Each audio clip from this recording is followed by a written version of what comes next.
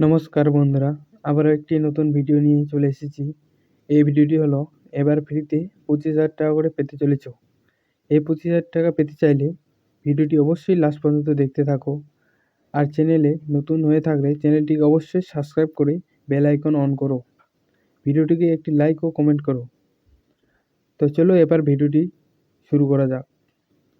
সামনেই লোকসভার ভোট ব্যাংককে কেন্দ্র করে একের পর এক স্কিম লঞ্চ করছে প্রধানমন্ত্রী নরেন্দ্র মোদী থেকে শুরু করে বিভিন্ন রাজ্যের মুখ্যমন্ত্রীরাও। যেমন ইতিমধ্যেই পশ্চিমবঙ্গের বাজেট ঘোষণার দিনে মুখ্যমন্ত্রী মমতা বন্দ্যোপাধ্যায় তুলে ধরেছেন একাধিক নতুন স্কিমের কথা এবং বাড়িয়েছেন লক্ষ্মীর ভাণ্ডারের জন্য বরাদ্দ পরিমাণও।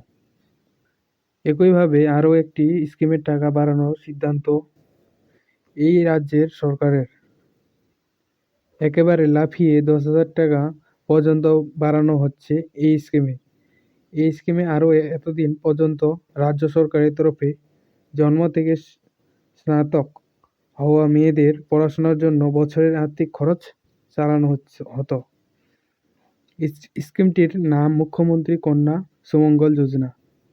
এটি অবশ্য আমাদের রাজ্যে পশ্চিমবঙ্গে নয়, উত্তরপ্রদেশে চালু হয়েছে। 2017 সালে উত্তরপ্রদেশের মুখ্যমন্ত্রী যোগী আদিত্যনাথ ক্ষমতায় আসার পরেই চালু করেছিলেন এই স্কিম। এখনও পর্যন্ত যে স্কিমের দ্বারা উপকৃত হয়েছেন উত্তরপ্রদেশের 17 লক্ষ বেশি মেয়ে। এই কিস্তির আওতায় এতদিন কোনো ব্যক্তি মেয়ে থাকলে সরকারের পক্ষ থেকে 15,000 টাকা করে দেওয়া হতো। তবে বুধবার উত্তরপ্রদেশের মুখ্যমন্ত্রী যোগী আদিত্যনাথ ঘোষণা করেন, জানিয়েছেন এবার থেকে এই কিস্তির আওতায় মেয়েদের 15,000 টাকা করে বদলে 25,000 টাকা করে পাবেন। এই বৃদ্ধি পাওয়া টাকার পরিমাণ কার্যকর হবে আগামী এপ্রিল মাস থেকে। এই কিস্তি কিভাবে তোমরা টাকা পাবে তা হলো, 1 নাম্বার, একটি কন্যা সন্তানের জন্মের উপর ভিত্তি করে প্রথম কিস্তির জন্য 2,000 টাকা এবং 1 বছর পর্যন্ত সন্তানের টিকা দেওয়ার জন্য দ্বিতীয় কিস্তির 1,000 টাকা করে দেওয়া হবে। 2 নাম্বার, এরপরে ক্লাস 1-এ ভর্তির জন্য তৃতীয় কিস্তির 2,000 টাকা করে দেওয়া হবে। ক্লাস 6-এ ভর্তির জন্য চতুর্থ কিস্তির জন্য 2,000 টাকা করে দেওয়া থাকে।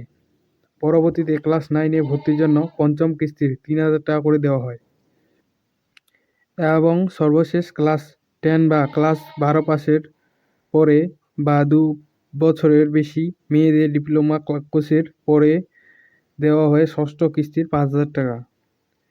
এই স্কিমের বিষয়ে আরও জানতে নিচের অফিসিয়াল ওয়েবসাইটে চেক করতে পারেন। এই লিঙ্কটা ডিসক্রিপশনে তোমরা পেয়ে যাবা। আবেদন করার জন্য প্রয়োজনীয় কাগজপত্র।